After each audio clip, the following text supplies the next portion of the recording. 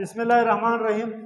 آج اس لیکچر کو احادیث سے شروع کرتے ہیں۔ احادیث، دا سیئنگز آف ہولی پروفیٹ صلی اللہ علیہ وسلم از کالڈ احادیث۔ حضور صلی اللہ علیہ وسلم کی باتوں کو احادیث کہا جاتا ہے، حضور صلی اللہ علیہ وسلم کی سیئنگز کو احادیث کہا جاتا ہے، جبکہ آپ صلی اللہ علیہ وسلم کی ایکٹنگز کو سنت کہا جاتا ہے۔ احادیث کو جمع کیا گیا 6 مستند کتابوں میں، حدیث کو 6 بڑی کتابوں میں جمع کیا گیا، جس کو صحاح ستہ کہا جاتا ہے۔ صحاح ستہ، the 6 authentic books of the sayings of holy prophet صلی اللہ علیہ وسلم is called صحاح ستہ۔ اس میں سب سے جو بڑی کتاب ہے وہ صحیح بخاری ہے، جس کو امام بخاری نے جمع کیا، جبکہ سب سے جو چھوٹی کتاب ہے وہ سنن نسائی ہے، جس کو امام نسائی نے جمع کیا۔ یہ آپ صلی اللہ علیہ وسلم کی احادیث ہے۔ اور شریعت میں 4 پلرز، شریعت کو ہم 4 پلر سے ڈسکس کرتے ہیں۔ اس میں سب سے بڑا پلر قرآن ہے، اور دوسرا پلر جو ہے وہ احادیث ہے۔ یعنی شریعت بنانے میں یا مسائل نکالنے میں ہم 4 چیزوں کو فوکس کرتے ہیں۔ اس میں سب سے پہلے قرآن، اور دوسرے نمبر پر احادیث۔ تو احادیث کے بعد پھر آپ کا شریعت آ جاتا ہے۔ شریعت آپ کے ان 4 پلر سے بنتا ہے، ان 4 چیزوں سے شریعت بنتی ہے۔ کون سی 4 چیزیں؟ قرآن، احادیث، اجماع، قیاس۔ یہ 4 چیزیں مل کر ہماری شریعت بناتی ہے۔ اس کو فقہ بھی کہا جاتا ہے۔ فقہ کی سب سے پہلی کتاب کس نے لکھی؟ اسلامی فقہ کی سب سے پہلی کتاب وہ امام شافعی رحمۃ اللہ علیہ نے لکھی۔ کس نے لکھی؟ امام شافعی رحمۃ اللہ علیہ وہ شخص ہے جنہوں نے اسلامی شریعت یا فقہ کی سب سے پہلی کتاب لکھی۔ آپ سے شریعت کے حوالے سے سوال پوچھا جائے گا کہ شریعت کس کو کہتے ہیں؟ اسلامی فقہ کو یا اسلامی لا کو، جس میں فرائض، واجبات، سنن، مستحبات اور مسائل کا حل دیا گیا ہو، اس کو شریعت اسلامی کہا جاتا ہے۔ ہر مذہب اپنا شریعت رکھتی ہے، ہر نبی اپنا شریعت رکھتا تھا۔ آدم علیہ السلام سے لے کر حضور صلی اللہ علیہ وسلم تک جتنے نبی آئے، انہوں نے اپنی قوم کو، انہوں نے اپنے لوگوں کو، انہوں نے اپنے مبلغین جو پیغمبر جس قوم کے لیے مبعوث ہوا، اس کے لیے باقاعدہ شریعت وضع کی۔ اس کے بعد آتے ہیں سامی مذاہب کی طرف۔ سوال آپ اپنے ساتھ رکھیں اور لیکچر کے آخری میں سوال کریں۔ سامی مذاہب کون سے ہیں؟ سامی مذاہب کو الہامی مذاہب بھی کہا جاتا ہے۔ الہامی مذاہب، اس کو سامی مذاہب کیوں کہتے ہیں؟ کیونکہ حضرت نوح علیہ السلام کے ایک بیٹے کا نام سام تھا۔ سام کی اولاد میں تمام پیغمبر آئے، اس لیے ان مذاہب کو سیمیٹک ریلیجن یا سامی مذاہب کہا جاتا ہے۔ حضرت نوح علیہ السلام کے 4 بیٹے تھے، سام، حام، یافس اور کنان۔ چھوٹا کنان وہ طوفان نوح میں غرق ہوا۔ باقی سے جو نسلیں چل نکلی، سیمیٹک، ہیمیٹک، آپ کو جو دنیا میں اس وقت نسلیں نظر آ رہی ہیں، یہ حضرت نوح علیہ السلام کے 3 اولادوں میں سے ہیں۔ اور سب سے زیادہ پیغمبر جو آئے وہ آپ کے سام کی اولاد میں آئے، اس لیے ان مذاہب کو سامی مذاہب کہا جاتا ہے۔ یا سامی مذاہب کون سے ہیں؟ یہ سامی مذاہب 3 ہیں۔ کون کون سے؟ یہودیت، عیسائیت یا نصرانیت اور اسلام۔ ان کو الہامی مذہب بھی کہا جاتا ہے۔ الہامی مذہب اور غیر الہامی مذہب کا ڈیفرینشیٹ کرے۔ جن کا سرچشمہ وہی الہی ہو، جبرائیل امین آ کر پیغمبر کو ہدایات دے، اس کو کتاب دے، اس کو صحیفہ دے، اور وہ لوگوں سے بیان کرے، ان مذاہب کو کہا جاتا ہے سامی یا الہامی مذہب۔ غیر الہامی مذہب کون سے ہیں؟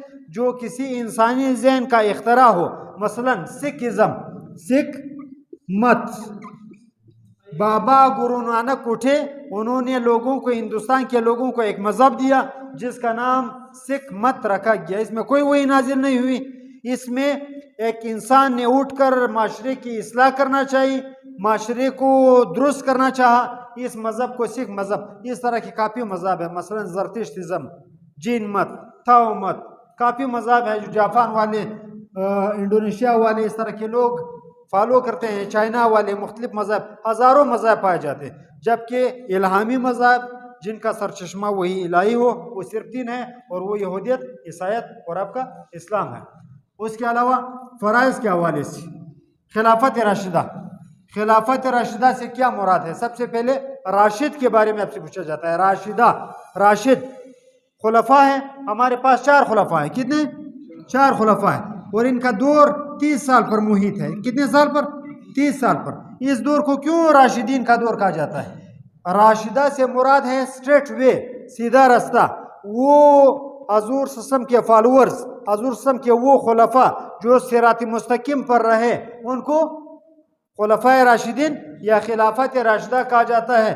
کیونکہ ان 30 سالوں میں، خلفاء راشدین کے اس 30 سالہ دور میں کبھی بھی خلفاء صراط مستقیم سے ادھر ادھر نہ ہٹے، اس لیے اس دور کو خلفاء راشدین کا دور کہا جاتا ہے. بعد میں جو دور آیا اس کو ملوکیت کا دور کہا جاتا ہے. خلافت نہیں ہے بلکہ ملوکیت ہے، یعنی خلافت میں کو ملوکیت میں چینج کیا گیا. ملوکیت کیا ہوتی ہے؟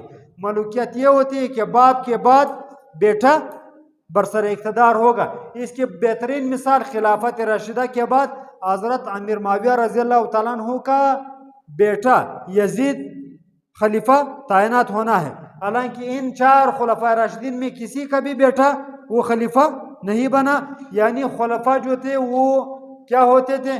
ان کو شورا کی کمیٹی، باقاعدہ شورایت ہوتی تھی، شورا بیٹھتی تھی اور شورا کسی خلیفہ کو نامینیٹ کرتی تھی. جبکہ حضرت امیر معاویہ رضی اللہ تعالیٰ عنہ نے اپنے بیٹے کو نامزد کیا. اس طرح خلافت راشدہ ختم ہوئی اور ایک نیا دور شروع ہوا جس دور کو ملوکیت کا نام دیا جاتا ہے. اس کے بعد آپ آتے ہیں یہاں پر فرائض کی طرف. فرائض کے حوالے سے پوچھا بھی جاتا ہے. نماز کے فرائض کتنے ہیں؟ 2 حصوں میں ڈسٹریبیوٹ. نماز کے فرائض ایک کو ارکان کہا جاتا ہے، دوسرے کو شروط کہا جاتا ہے. شروط اور ارکان. شروط کیا ہے؟ شروط نماز سے باہر ہیں اور یہ کتنے ہیں؟ شروط کتنے؟ 7 ہیں. جو نماز سے باہر نماز کے فرائض ہیں وہ 7 ہیں، اور جو نماز کے اندر ہیں وہ 6 ہیں. تو یہ کتنے بنتے ہیں؟ 13. البتہ آپ ایک کتاب ہے ہماری فقہ کی شروط الصلاۃ جس کا نام ہے، اس میں نماز سے سلام کے ذریعے نکلنا یہ بھی فرض ہے. تو پھر کتنے ہوئے؟ 14 ہوئے. لیکن 13 پر تمام امت متفق ہے کہ نماز کے فرائض کتنے ہیں؟ نماز کے فرائض 13 ہیں. 7 باہر ہیں اور 6 اندر ہیں. ان کو شروط کہا جاتا ہے، ان کو نماز کے ارکان کہا جاتا ہے. اس کے بعد وضو کے فرائض کے حوالے سے سوال پوچھا جاتا ہے. وضو کے فرائض کتنے ہیں؟ وضو کے فرائض 4 ہیں. تیمم کے بارے میں فرائض پوچھے جاتے ہیں. تیمم کے فرائض کتنے ہیں؟ تیمم کے فرائض کتنے ہیں؟ کون کون سے؟ 3 ہیں. تیمم کے آپ کے فرائض، تیمم کے فرائض 3 ہیں. اس کے بعد آتے ہیں جنگ توابین کے حوالے سے. جنگ توابین کب لڑی گئی، کیوں لڑی گئی، اس کو توابین کا نام کیوں دیا گیا؟ توابین سے مراد ہے توبہ کرنے والے، توبہ کرنے والوں کی جنگ. کرنے والے توابین کون تھے؟ توبہ کرنے والے کون تھے؟ توبہ کرنے والے یہ تھے کوفہ والوں نے. کوفہ ایک شہر ہے عراق کا. انہوں نے امام حسین رضی اللہ تعالیٰ عنہ کو خطوط لکھے کہ آپ ہمارے پاس آ جائیں، یزید کے مقابلے میں ہم آپ کی مدد کریں گے، آپ کا تعاون دیں گے. جب امام حسین رضی اللہ کربلا پہنچے تو کوفہ والے نہیں آئے، جس کی وجہ سے امام حسین رضی اللہ شہید ہو گئے. شہادت کے بعد ان لوگوں نے، کوفہ والوں نے کہا کہ ہماری وجہ سے امام حسین رضی اللہ شہید ہوئے ہیں، اس لیے ہم توبہ کرتے ہیں. انہوں نے امام حسین رضی اللہ تعالیٰ عنہ کو شہید کرنے والوں کے خلاف جنگ کا آغاز کیا اور ایک ایک کر کے چن چن کر ان کو قتل کیا، ان کو مار ڈالا. اس جنگ کو جنگ توابین یعنی توبہ کرنے والوں کی جنگ کہا جاتا ہے. یہ آپ کی جنگ توابین ہے جو کربلا کی جنگ کے فوراً بعد لڑی گئی. کہاں پر؟ عراق کے زمین پر لڑی گئی. سابقون الاولون سے کون سے صحابہ کرام مراد ہیں؟ وہ صحابہ ہے جنہوں نے حضور صلی اللہ علیہ وسلم کی ابتدا میں، نبوت کی ابتدا میں اسلام قبول کیا. ان کو سابقون الاولون یعنی پہلے آنے والے کہا جاتا ہے. یہ وہ صحابہ کرام ہیں جنہوں نے ہجرت سے پہلے، بعض علماء کہتے ہیں ہجرت سے پہلے جن لوگوں نے اسلام قبول کیا، یہ لوگ سابقون الاولون ہے. نمبر 1. نمبر 2، جن لوگوں نے بدر کے غزوے سے پہلے اسلام قبول کیا، یہ لوگ سابقون الاولون ہیں. نمبر 3، جن لوگوں نے ہجرت حبشہ سے پہلے اسلام قبول کیا یہ سابقون الاولون ہیں. جنرلی آپ کو بتاتا چلوں کہ یہ وہ لوگ سابقون الاولون ہیں جنہوں نے ابتلا آزمائش سختیوں کے دور میں اسلام قبول کیا. بعد میں جب فتوحات ہوئی تو سب لوگ اسلام کی طرف متوجہ ہوئے. وہ سابقون الاولون نہیں ہیں. سابقون الاولون وہ لوگ ہیں جنہوں نے اسلام کے ابتدائی دور میں مشکلات کے دور میں اسلام قبول کیا، ان کو سابقون الاولون کہا جاتا ہے. ازدواج مطہرات، ازدواج سے زوجہ سے نکلا ہے، یعنی حضور صلی اللہ علیہ وسلم کی بیویوں کو ازدواج مطہرات کہا جاتا ہے. یہ کتنی ہے؟ اس کے بارے میں 3 جوابات ہیں اور تینوں درست ہیں. نمبر 1، حضور صلی اللہ علیہ وسلم کے ازدواج مطہرات کی تعداد 13 ہے. کس طرح؟ حضور صلی اللہ علیہ وسلم کی 11 ازدواج تھی، 2 اس میں باندیاں تھی، اس لیے ان کو بھی ازدواج میں شامل کیا جاتا ہے. نمبر 13، یہ سوال صحیح ہوا. نمبر 2، ان 2 لونڈیوں کو یا کنیزوں کو نکال کر حضور صلی اللہ علیہ وسلم کی ازواج کی تعداد 11 ہے. یہ سوال بھی صحیح ہے کیونکہ پرماننٹلی جو حضور صلی اللہ علیہ وسلم کی بیویاں ہیں وہ 11 ہیں. یہ سوال بھی صحیح ہے آپ کا جواب. اور نمبر 3، حضور صلی اللہ علیہ وسلم کے ازواج کی تعداد 9 ہے اور حجرے بھی 9 بنے ہوئے تھے کیونکہ حضور صلی اللہ علیہ وسلم کی 2 بیویاں انتقال کر چکی تھی اور 9 بیویاں زندہ تھی، اس لیے ازواج کی تعداد 9 بھی بتائی جا سکتی ہے. اس کے بعد پھر آتے ہیں ہمارا آخری جو سوال ہے، مائدے. حضور صلی اللہ علیہ وسلم کے دور میں جو مشہور مائدے ہوئے وہ کون کون سے ہیں؟ سب سے پہلا بڑا جو مائدہ ہے وہ سب سے جو پہلا مائدہ ہے حضور صلی اللہ علیہ وسلم کے دور میں جو ہوا وہ حلف الفضل ہے. کیا ہے؟ حلف الفضل. حضور صلی اللہ علیہ وسلم کی عمر 16 سال تھی. قریش اور کیس قبائل کے درمیان جنگ لڑی گئی، اس کے بعد پھر ایک ایگریمنٹ ہوئی جس کو حلف الفضل کہا جاتا ہے. نمبر 1. دوسرا معاہدہ کیا ہے؟ دوسرا معاہدہ سوشل بائیکاٹ کا ہے. جب حضور صلی اللہ علیہ وسلم نے نبوت کا دعویٰ کیا، قریش نے حضور صلی اللہ علیہ وسلم کے سوشل بائیکاٹ کیا اور حضور صلی اللہ علیہ وسلم شعب ابی طالب کی طرف گئے. شعب ابی طالب، اس کو معاہدہ سوشل بائیکاٹ کہا جاتا ہے. اس کے بعد میثاق مدینہ ہے، انصار، مہاجرین اور یہود کے درمیان ہوا.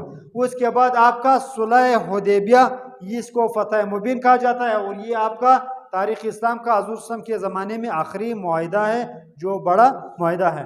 ہمارے آج کے لیکچر میں بس اتنا ہی، مزید اگلے لیکچر میں.